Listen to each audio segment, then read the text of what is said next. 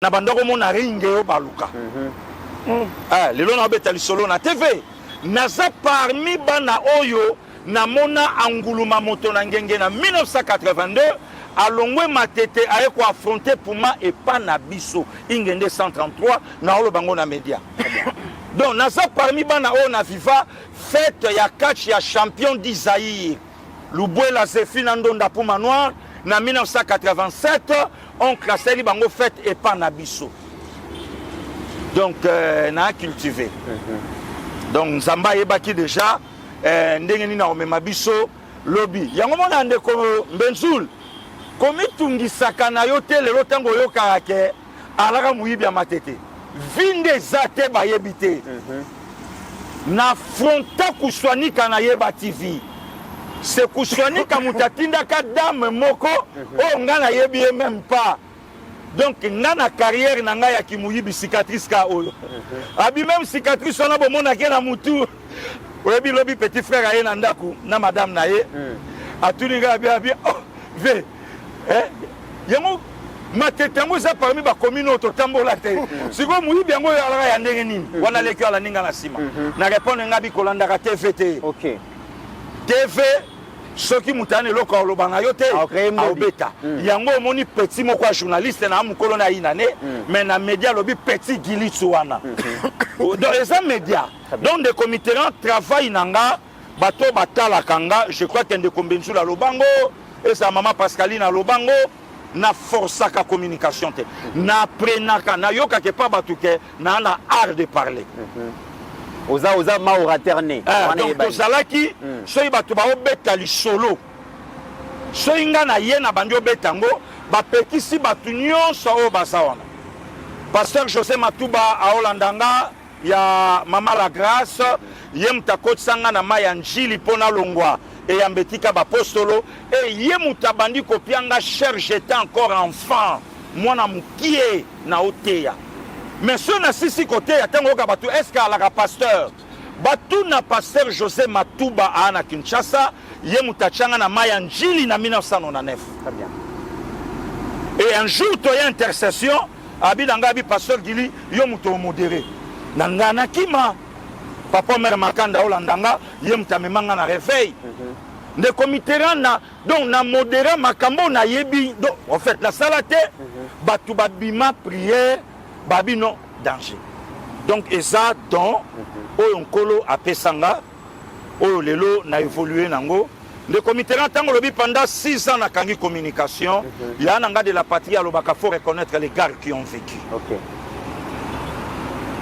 na viva période à passe ya président Tshisekedi ya propagande ya élection na le 6 premiers mois na ye ya coalition même une année na viva yango et de commit tangu to bandi musalo yo quand ndenge toloba na préambule to bandai ko benda batu ke to soutenir ye c'est notre frère c'est notre sang mutatangi sanga ngwa salate na ye koli politique na ndaku ya George donc ceux qui livrent na ye et bungi aibi ke ça na sac nanga biso tangi ba chiko nde komitera il faut linga god no ya mukongwe vimba potango lati yango donc de yonyo sokomi boy ba livre ba guerre ba 80 jours et là je l'anda na otanga donc mutu moko tabetela batuli solo ke makambo pasteur Gili alobaka ngam na piaka ye ezaka lelo nde komitera pona pasteur Gili na yoka ba mission ba lobango Kofi alobango Fali alobango de la patrie alobango donc lelo kaka pona pasteur Gili oyo na se forger sous la grâce du Seigneur pona telema lelo place na telema donc naza déjà cultivé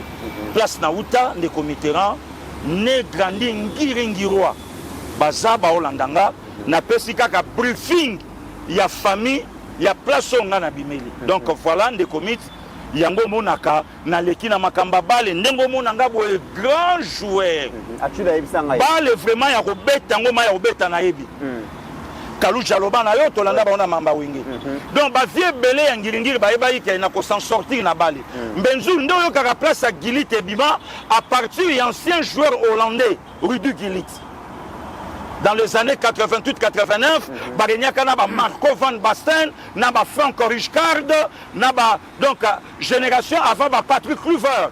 Wana je crois que même Ata Majestic a commis dans ba côté wanate. Donc na yebaki déjà, si comme malgré ko beta bali, même ata soki équipe beta place linga passer qu'il faut na sala. Toke na ba massa, toke tala bale, mais nous lende na linga ki yango me yala ima monde nangate pour na koli na ba musicien, ba Kaluji, ba Chuda, ba Ferre, ba Babindombe, ba master avant ba koma o ba komi. Babi Clinton ba mon baleki na sima. Bon aujourd'hui c'est un responsable Bablo Boussou elle a permis ta lobango keleki. Mais c'est un frère oh lelo bango balé na sima na biso puisque Kaluji c'est mon aîné il y a 365 jours. Mais ami. Donc na koli na milieu oh lelo yango monaka même temps que tokutana na les padres pas parfait yemoka lobe abi ah moi na ngilingira solo. Donc j'ai été étonné lelo muto le kana télé oh ya botama na kini talo ba ke passer gilimo na Kaluka mais tandis que bande copé à Kaluka sont des Kinois mais muto ta musunga passer gili na koma pété. Donc voilà des comitéran pasteur Gili lo so kazo kanga communication ayebi musala. Est-ce que moi les titi mogo izate est-ce que moi Gili mogo izate des comitéran na ya tout le monde a rabattu muso ko bima boy 2 mois après ali mwe abimi boy 6 mois après ali mwe non 6 ans des comités mutu fayeba eloko o ya osala paluka yango yo moko otolo bango tozwa ba menace ko finga tozwa ba makambo belebele ya koloba lititi par rapport ya nini. Ok, si mais le comité na biso to a continuité apocalypse. Donc soki mutu andi makansambe te to soki mutu akenda ko simba kisi po asomba moi etenya mabele na lobi teke na etenya mabele. Ou bien ce mutu akenda ko simba moi litidi po somba mutuka na lobi teke na mutuka. Mais non, nzamba ça. Ah, nde comité lelo na vanda kama boye otalama panneau que mutu tout na koma rapoto bato ba obelelo na nzela donc lelo nga na la même d'accord mais ba mission auto benga ka profane kaolo bakane na kisité nga na croire na ye pour ngai moko de comité na ya place na utina place na telemi lelo il y a un Dieu que lelo po mutal lobata na solana papa Martin Chakwa mama Diane ndekola te kitoko c'est une grâce nous autres et nde yango mona de comité na vandaka na yo mbenjul témoin casse témoin na monaka vie et le côté na o nzamba sala donc muto pa ne le côté lobi akotombwama donc guanon de comité là yo moko yebi ce qui ala ikisi ndangana ke otanga te le loso na otanga muto ya mpusanga na ke otanga a santa ke ndekoyo a cultiver a poussa lisusu ndangana ke otanga te lelo nazo continuer betide nangai na o c'est la lettre stage bima peut-être que na osala na banayi na biso awa et année prochaine eza avant dernière année nanga donc na joie po et poussanga lisu makambu liboso donc de comitéra na mona nzambe Congo ezwinga en charge Congo elatisi ngai Congo etambusi ngai Congo ememi ngai donc qui sinon plutôt na komisaka nzambe mais epesanga su bolingo ya olinga Congo démocratique ya soutenir. Dernière question avant to kota siko na makambo esengeli pasteur Gili na parcours professionnel na ya musala il est plus grand regret na yo ezalaka nini to souvenir ya munene oyo au gardaka na musala oyo sala ezalaka nini? Non, le plus grand regret sincèrement je ne peux jamais condamner Dieu mais le plus grand regret et ça il fallait un moko ya ba parents à mon gloire. Vous savez des comitéran Bible solo ba jour Joseph amona bande konaye na bon na ebité so na ndo ebisango mama Pascaline ton de kombenzu to vanda kiawa na bi Joseph ebisi bande konaye bi est-ce que papa zo vivre kaka bokende bo yebisa ye gloire o bomoninga nango. Très bien. Donc yango lelo ndeko mit na kolo ba ke le plus grand regret na botama na ba parents trop jeunes. OK. J'ai 51 ans aujourd'hui, surtout comme surtout comme na outane oyo et que maman azalaka, maman nga totalisé 67 ans. Donc aujourd'hui on a que grande sœur. OK. Donc surtout comme na jié, yane oyo papa nga totalisé 72 ans. Donc aujourd'hui on a que donc master na bango. Et l'obito to fanda na petit frère na olo banga bi il fallait baboti basala bamona ndenge na ngana boko la bango et peut-être yango mais nzambe pa yebaki soki pe bazalaka ndeko Mitterrand na ngana sala ona ate nakendaka test na moko ba société amene na mboka na biso mbenza eza na Petro Congo j'habitais Bandalungwa na luka mutape sanga 1000 francs ezalaki lundi il y a mort, il y a Papa Wemba dimanche, donc c'était lundi 25 avril 2016. Très bien. Na luka mutapianga 1000 francs. Mutazate ndeko Benzoul 4h30 na fongola lopango. Bandala C. Na niata de 4h30 pour na comme à Petro Congo avant 7h30. Très bien. Tu t'imagines. Tout ça la test évident ma colomé ça la zou. Ndeko moto fanda ina yewana to sungana ipe na chik. Tant to vide ya singa bi ah Gili est-ce que tu comprends la chose que tu as la coca? Oh, on a bêté Japie Bandal type Petro Congo. Si tu coca ou tu vas la kiosque que pendant au pays. Ah, courage et botti habiter dans l'autre. Habiter tout fanda na sombe là. De combien tu fanda massa paya 5 boules à béné na niata 4 ngamoko. Donc na kolemba, na mokate. Si tu on a vidango longwa sikoyo Petro Congo ndeko Benzoul kozonga ndenga ye ko camper na siège na pe mananga masolo pona benda mo endurance na 7e na kita bondeko papa na kata ngoto suna pe mama muke wana basa pe na mati bandal mais Pascal yozomo na HD sikoyo tangu na komi Benzoul batu tangu ba beta ngai na siège na mati na beta. Je crois pas que bambongo moi mike ya ticket. Na continue malewa moko na nyatina nous débord. Ah bon? Ouais. Quand on a na siège. Aux énergie. Mais coca na 4 boules béni c'est fidèle kolonga Petro. Tamboli wana. Bon de comité là longwa Petro Congo pour ya obima boulevard c'est ni yo duso. Pied kaka.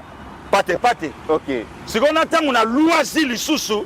Moi mike na komeli kaka ba mère à siège. Na biluto en déblo combien? Ah pesa ou le baki bien. Moi deux boules. Mon qu'on a payé, mon qu'on bache moi bonus. Na nyata yango ka wana. De au pire. Allez. Olé la twa kanga bi oyo et la mutela lobi ya payi. Voilà donc Lelo pasteur Kini. Lelo leader. Lelo, Molobeli. Les plus grands souvenirs. Lelo, les chouchous congolais. C'est que le Seigneur a fait des comics. Très bien. Donc, Babilo Kebele, tout le monde a kango et pas ya batu. OK. Et ton dimakate, na mécanisme nini lelo to kaipe okome la bo. Ouais, nsamba koka opambola. Mais en désordre ndena sai lelo de Mitterrand, il faut na sai lango campagne, il y a évangélisation, batu ba ki y a un Dieu. OK. Donc je m'attendais à une bénédiction, peut-être. Mais ndeko Mitterrand Benzoul bandeko ba Hollanda biso pour ne pas monter digérer na ndenge na ye et ça na domaine mon côté ya vie nanga on a contrôlé.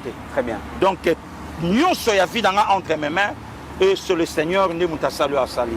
Donc et ça langa bien et yango lelo ndeko Mitterrand et randanga o lelo nasa malgré mutu na mutakolo ba o yaye ça n'engage qu'à ye mais bateau ba yebi lelo parce que gili lokwa ndeko Mitterrand lokola Benzu lokola mama Pascaline bayebi make vie ya ngai moko ete ya ngai moko pour le lope ndeko Mitterrand ndenge mama lora ayemba que moi ne tike pas comme moto au vanda bo autorité moko c'est la moi ne tika kota pas télé ma pesio mbote au vanda bo ba fungole lo portière mutuka kota au vanda bo ba oselo na bureau wana yaka au vanda bo place moko boye. Donc, tant on a mon akababilo konyon sonan de commits, pour les pesa bagalon, au contraire pour tourner boukaya. Très bien. Pasteur Gilo Lingaba, bonne nouvelle. Oui, merci. Bonne nouvelle. Oui. Voilà. On a surprise, bonne nouvelle les alliés à part, il y a Ndeko Nabiso, ton frère, ton petit frère, Eli Okese. Ah bon? Alobi Masolo Isa Kitoko. Dans Masolo Pessi. Abina lobaka bongo yomoko oyebi masolo ngwezani ni mabi masolo kitoko et simbi donc c'est la bonne nouvelle na part ya Eli bien on a télé té na bebe lokoté na bika masolo za kitoko masolo simbi tu dois comprendre tu dois tala makanda comprendre ah bon quand ngo beti wana que bon makanda wala mutu na ngai ayebi déjà que masolo za bon Pasteur Guili, et quand il peut que Moutouana Bazolongola, ça peut être une très bonne nouvelle. Bon, merci beaucoup. Ok, c'est merci. Très bien. Alors, Joseph Mbinza, tu as na masolo. Tolanda qui au cours d'une vidéo, le ministre d'État en charge de la justice na garde des Sceaux a lobby que donc auditeur général de la FARDC a déposé un réquisitoire dans le bureau du Sénat pour obtenir donc autorisation à poursuite d'enlever à immunité il y a ancien président Joseph Kabila conformément à prescrit la constitution mais aussi la loi portant statut il y a ancien président de la République et le lobo regarde il y a batunion sur les tourné dans le Sénat pour voir si réellement le président du Sénat, sinon le bureau du Sénat, et qu'on a le courage de lever l'immunité de l'ancien président Joseph Kabila pour qu'il ait la poursuivi. Mais il y a un débat aujourd'hui, dans l'opinion, que est-ce que Bakoki peut lever l'immunité d'un sénateur à vie ou ils peut-être statut honorifique, mais il y a électif. Il y a liboso mais est-ce que le bureau et le Sénat va livrer Joseph Kabila à la justice? Merci beaucoup, M. Mitterrand, pour la question. Témoignage, je me 10 secondes. Moi, je crois personnellement. Oui. Ce qui pasteur Guili a commis ou a commis parce qu'il est vrai.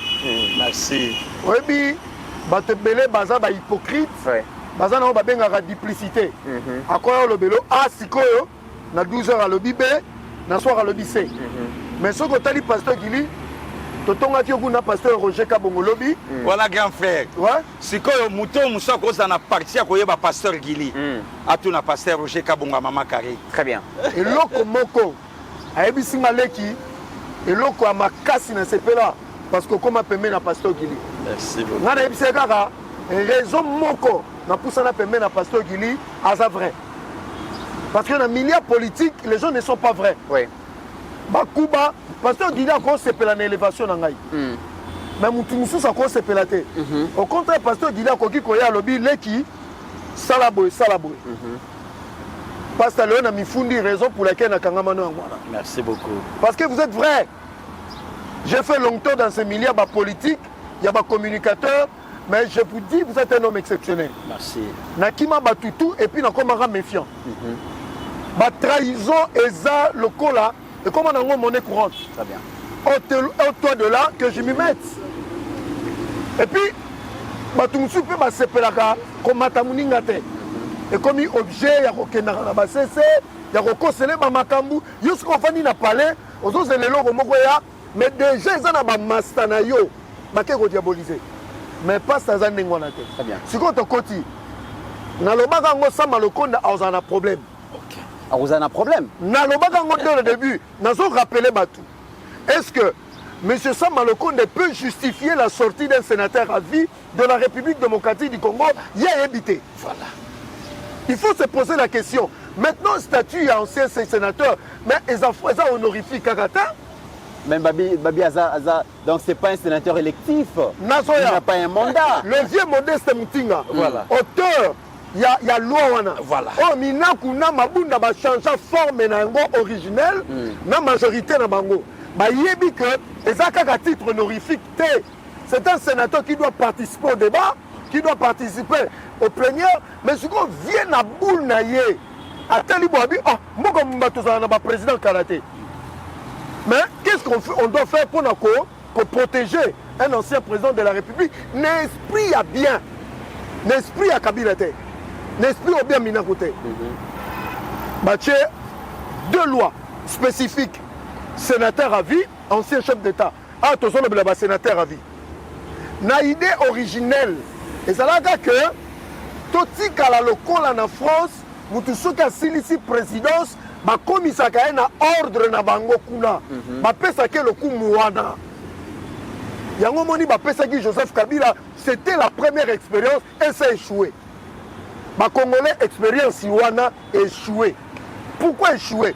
Parce que village wana en réalité asali yango ndenge longo banité a mérité na yango te azo mérité yango te na ka encore musika le monsieur sorti de la manière la plus clandestine de la RDC pour que se retrouver dans la place confusion bandi les ont dit à ketanga classe monsieur Subalobi à 6 classe pour s'occuper na mama moka yemoko lobi dans un exil monsieur Balobi a 4 pour la situation à Congo la situation au Congo voilà en fait nous nous sommes retrouvés dans un cas que la loi n'a pas prévu.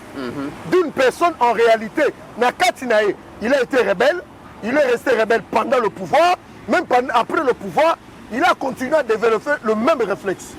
Maintenant, Sama le Condé, na Senanae, Ndekomit, Constant Moutamana, auditeur général, Baché Sama le Condé devant ses responsabilités. Maintenant, il a rappelé le Moko. Article 11, si je m'abuse, il y a Constitution. Et le but que tous nous sommes égaux devant la loi. Aux à la sénateur, à vie, aux à la sénateur, aux à la députée, aux à la président, aux à la premier ministre, nous tous nous sommes égaux devant la loi. Et Constant Moutamba Azan a raison. Maintenant, posons-nous les questions. Est-ce que Sama le Condé sera-t-il en mesure de le faire? Moi je dis non. Parce que normalement, M. Sama le Condé, dans l'émission Sokayoki, il aurait été le premier Yakolobake. Normalement, même Taza sénateur à vie. Pour la République démocratique du Congo, il fallait avoir autorisation préalable pour des raisons d'études et pas à Samalokon dans un bureau. Ce n'est pas que le fait aux sénateurs à vie, tu dois te soustraire à Oemibeko et Sengyo Sala. Yangomoni Constant Moutamba, c'est un jeune à féliciter, bien qu'il ait combattu par le FCC aujourd'hui. C'est un jeune qu'il faut féliciter. Pour faire ça, il faut avoir du courage. Ndekomit, fait à Makasi et s'est cristallisé déjà autour de Joseph Kabila. Depuis longtemps. Mais la justice, Neko récolté, fait, il y a un témoignage, Pasteur Gili. Non, bien, il y a un témoignage. Tous les militaires FCC, M23, FC à Rwanda, Bakanga, témoigner comme Joseph Kabila. Nalobi bien, témoignage. Il y a un moment constant tolo. Alobi, nous avons des preuves. Et ça est solo. Il y a un moment à saigner dans le Sénat, l'ongolaye, l'humilité en tant que sénateur. Et ça m'a titre honorifique. Et Constant Moutamba a raison de le dire parce que nous sommes dans une république. Nous ne sommes pas dans un royaume. Ndekomit. Au moment où Makambezo le Kana Sénat, c'est là on comprendra si le président de la République a des collaborateurs qui l'accompagnent au niveau du Sénat et de l'Assemblée nationale. Parce que ceux qui sont anciens présidents, il y a Constant Moutamba. Et moi, il y a 2 tiers, il y a les 2 chambres.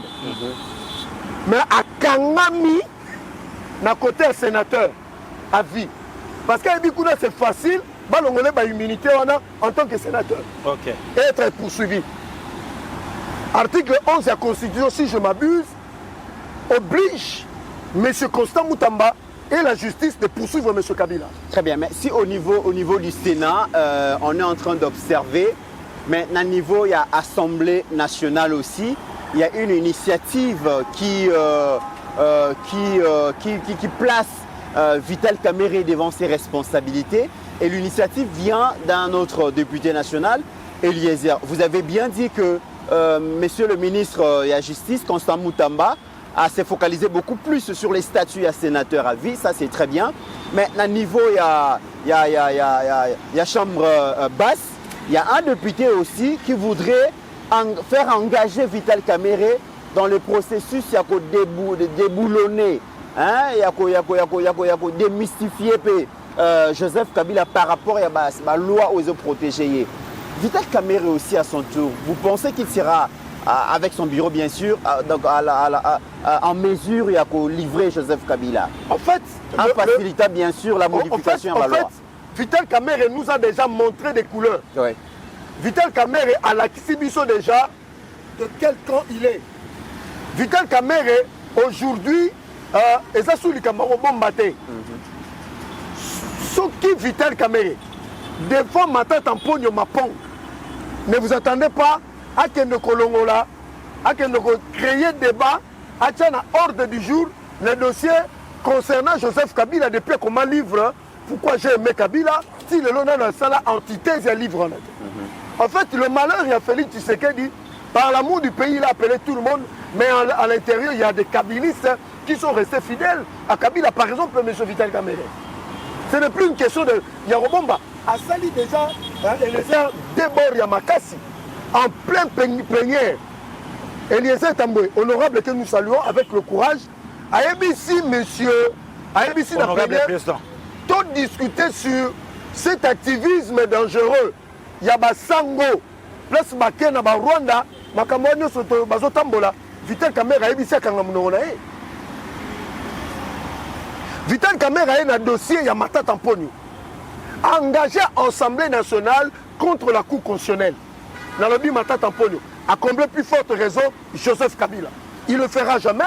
Alors, s'il ne le fera jamais, ma question est que gagne finalement Vital Kamerhe en soutenant un ancien président qui aujourd'hui, d'après la justice, serait en connivence dans rebelle et puis dans Rwanda, alors que le président Félix lui a donné les pouvoirs, il est aujourd'hui deuxième personnalité à la République. Que gagne Kamerhe en attestant fidélité, loyauté à l'ancien président Joseph Kabila parce que le président Félix soit PC. Oui, Pasteur Guilain expliquant moi, grand prêtre, le Dieu Tout-Puissant va dans le trône, mais il s'y fait pas autant là. Abi Boranga pe fona swang. Donc, un grand prêtre comprendre quelque intention, à boire c'est l'image de Vital Kamerhe. Il ambitionne le trône, le siège, place Félix Avandi. Il n'y a pas autre chose. Et il est prêt à tout pour y accéder. Selon Steve Wemby, alors bien, ça peut savoir ma révélation, il y a acquaintance, même ma communication. Dans le bien, selon Steve Wemby, il y a Vital Kamerhe, dans Joseph Kabila, dans FCC, dans M23, dans AFC, dans Rwanda. Est-ce qu'il n'a pas le droit d'ambitionner et devenir président demain? Non, il faut ambitionner de devenir président demain, mais il faut le faire de manière classique, de manière normale. Mais oh, Vital Kamerhe a commencé là, c'est comme si, donc Vital Kamerhe, en fait, il est dans le système, mais il combat le système à l'intérieur. Okay. En fait, tous les actes qu'il pose, et ça, acte lélo et sabotage. Il y a un régime Tshisekedi. Nazoé Bissaba Congolais, M. Vital Kamerhe, aujourd'hui, il n'osera même pas que Ezala inscrit à l'ordre du jour. Mais Yango Moni Constant Moutamba était plus intelligent, aller vers Sama Lukonde. Vous comprenez le mythe. On a dit Sama Lukonde dans le bango. Il fut mon voisin Binza Pigeon Pasteur Gili. Dans mon année Batou, Bayapo Bakangaye à Sotamir. Sama à Sotamir. Mais le problème maintenant avec Sama Lukonde, c'est que ce n'est pas un grand leader. Ce n'est pas quelqu'un qui peut oser. Et voilà maintenant que la nation a mis Sama Lukonde devant ses responsabilités pour le dossier. Très bien. Et c'est très sérieux ce dossier. Et je suis d'accord, je soutiens la justice pour que M. Sama Lukonde et que Tolzo ait une émission où la nation te regarde. Avant de repasser à Pasteur Guili Maloba, na posé une question à Souka. Au-dessus de le Komoko Awake, Vital Kamerhe combattrait donc le pouvoir de Félix à l'interne. Le président de la République a un service union où il faut que par rapport il y a des activités, il y a des collaborateurs dans l'union ou peut-être bino boyebité. Mais comment, pour quelle raison le chef de l'État continue à garder Kamerhe, à faire confiance à la deuxième personnalité à Mboka, quand bien même qu'il y a Kobete Bakuba? Mais tala, même Kamerhe Ndazabongo a compris un peu Félix Tshisekedi. Selon même l'information, il serait opposé, il y a deal entre les États-Unis et la RDC, parce qu'il a dit qu'il est pas à perdre. En fait, Kamerhe, c'est un peu l'image de ces politiciens qui n'a jamais été vrai. C'est la malchance qu'on a dans ce pays, d'avoir des gens comme Vital Kamerhe. Il a des belles phrases, mais dans le fond, ce n'est pas ce qui sortent et ce qu'il y a dans son cœur. Et le président Félix Tshisekedi tel Gazana a eu maté. Et il sait à quand. Alors moi, je fais confiance à quelqu'un, mais les gens se trompent beaucoup plus. Ils croient que je ne suis pas au courant. Mais à un certain moment, M. Vital Kamerhe, il va être défenestré définitivement dans ce pays. Parce que tout ce qu'il a eu à poser comme acte n'ont jamais été dans la ligne logique. Il y a quoi accompagner Mukonzamboka dans solo. Abima na consultation, abeti boulot ramabe. Akende bo, abeti boulot ramabe. Même à Mukonzamboka l'obité, à quoi dans l'autre sens. En fait, c'était un opposant, mais sans le déclarer, du président de la République. Par ses dits, par ses actes. Vous comprenez? Normalement, un chef de corps doit s'aligner dans une ligne. Il y a régime. Au compte qu'il bandate. Mais comment quelqu'un qui est dans le pouvoir, il y a Tshisekedi. Mais Vital Kamerhe, il doit protéger tous les députés nationaux. Mais il ne doit pas protéger les députés nationaux au détriment de l'intérêt général. Bon, je pose la question à M. Vital Kamerhe, qu'il nous le dise encore une fois de plus. Oui ou non, il y a eu décaissement de fonds. Batuni ma tête en pognon, il y a comment les chiffres ont un potentiel. Les chiffres ont un potentiel exact. Et puis ici, présent coût constitutionnel, tu n'es pas financier, tu n'es pas économiste. Donc c'est pour dire, ne me pose pas la question, tu ne maîtrises pas. Est-ce que Batoubazo comprend? Batuni est 204 millions, pas ça, à Tayomoko. C'est le seul pays au monde, Mong et Bungi, mais nous t'en répondre.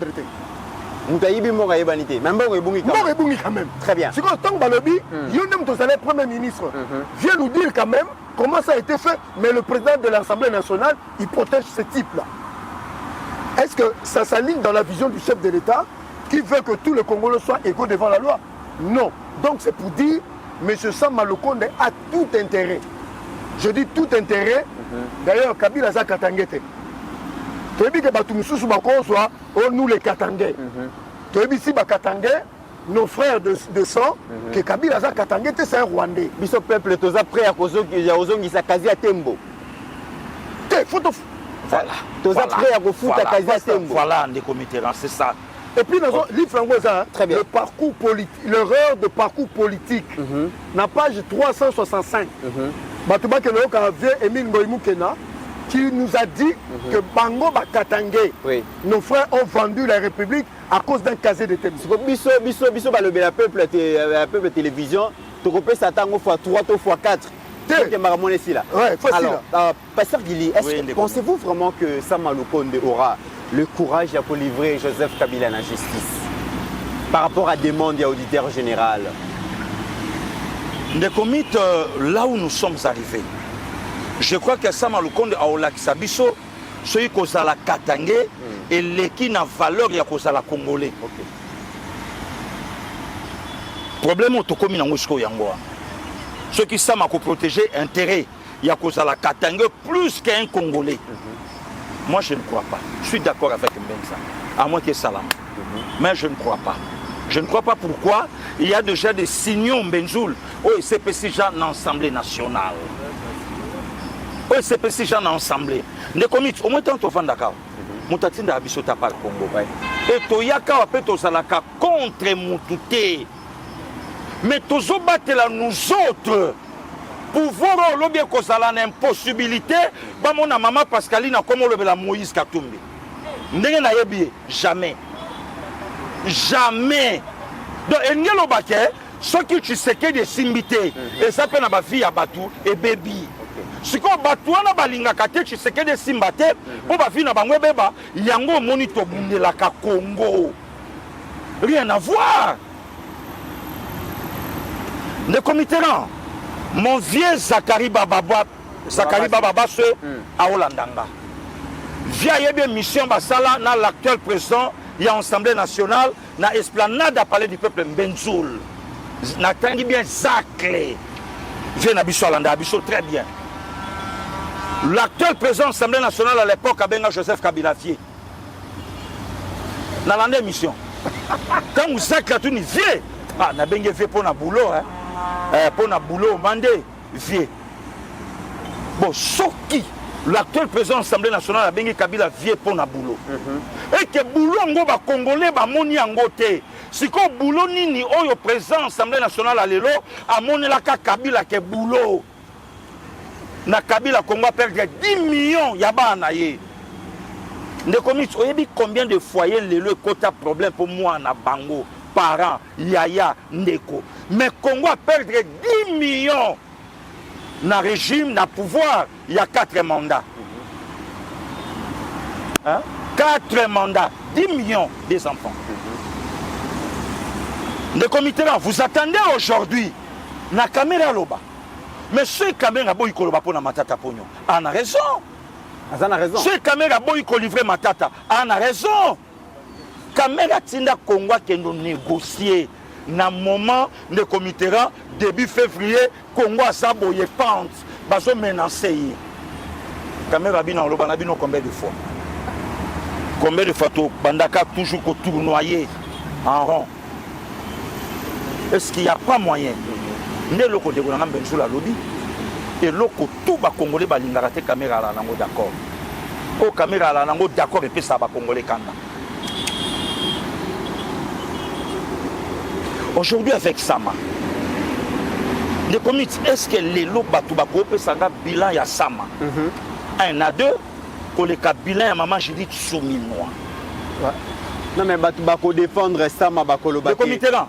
Est-ce que Batuba si ba yebi que pasteur Guilina mona maman Judith Boyete. Tokutana na kisangani une fois. Donc na yebi bureau maman Judith té, na yebi couloir à maman Judith té, mais tant qu'analyste de comité pourquoi les loba au juger matata.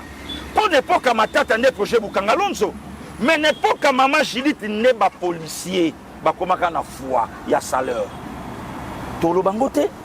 Est-ce que ça malelo à cause de le comité là na lingina lobaté na lobi maman Judith les lois ont frappé fort par rapport à prédécesseur naé mais le comité là non marché ba monter s'il y a du premier ministre maman Judith a 37e hein, entre 34e et 30e la précision voilà mais les lots ceux qui bat sali généalogie il y a ba chef gouvernement ya Congo maman Judith entre les 5 premiers gouvernement il y a un scandale morona bina bimité que a détourné mbongo na époque il y a gouvernement il y a maman Judith un ministre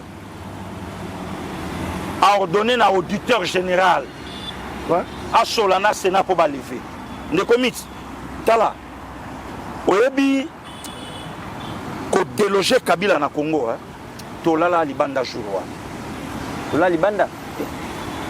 tolala libanda le comité dans la Bible aux hommes Christ jour Goliath à lalaka David à Lukaka se rassurer amemela Saoul Moutou pour sa momie à Kataï Abirwa olobaye muta obare joyo o pia elefanto na yo nde komi natindelo image na ole la pero mabe na komi muta pero luara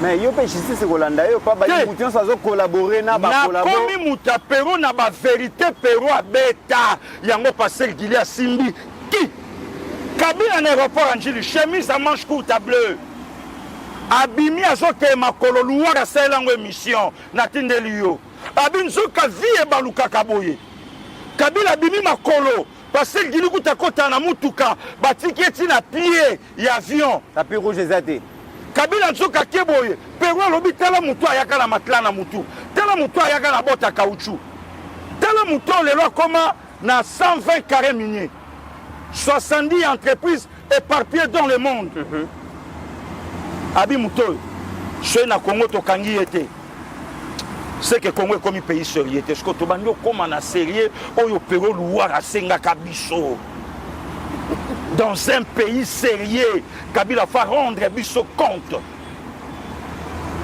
Si on est comme to vanda boye, Moutamba Matelemi a bougé kuna. Oui, papa fait qu'à prison. À part ma manga na ye. Quand kanenge papa fait que mukuna kendara na justice, ko déposer plainte contre Kabila.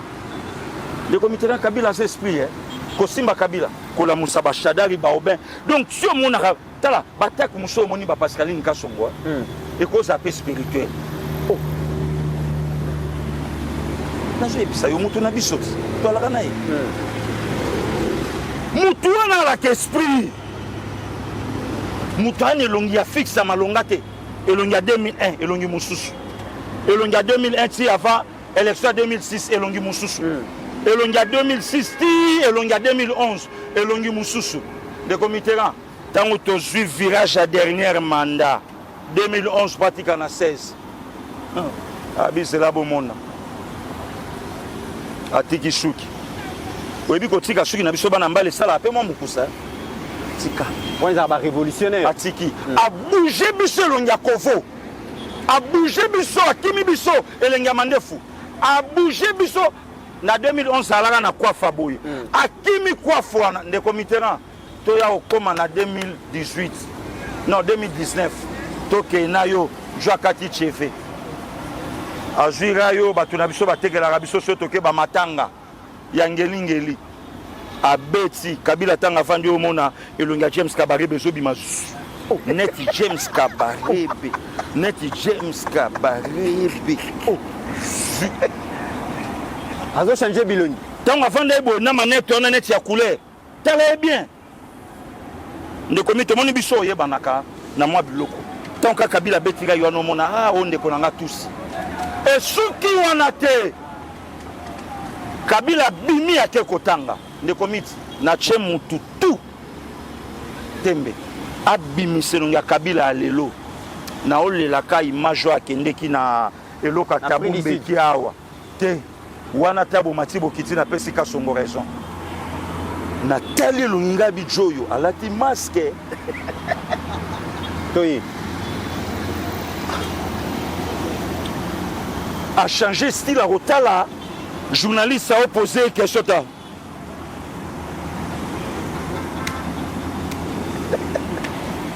Gabi finalement mboko to aleka bato apasi oh muta dirigé pendant 18 ans ouais et puis il y a une sous question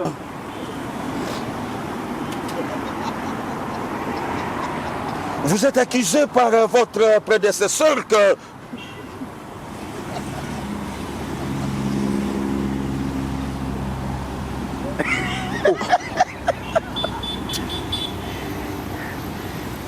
de comité là. Il y a une fois on a président. Nazoye Bisayo, là où nous sommes arrivés, Sama Azasko en face des Congolais. Mais question dans Zaka pasteur Guy Bozo prêter Sama na caméra d'intention que baza plus proche na Kabila que na président Félix, alors que président Félix Sama lui doit beaucoup. Sama est devenu premier ministre par la volonté. Il y a président Félix, Sama est devenu président cour. Le président et le Sénat, la volonté à président Félix. Premier ministre déjà chez Camille. En principe, comme déjà chez Camille, dans la volonté à président Félix, en principe, et Senghela est la redevable vis-à-vis du chef de l'État, président Félix.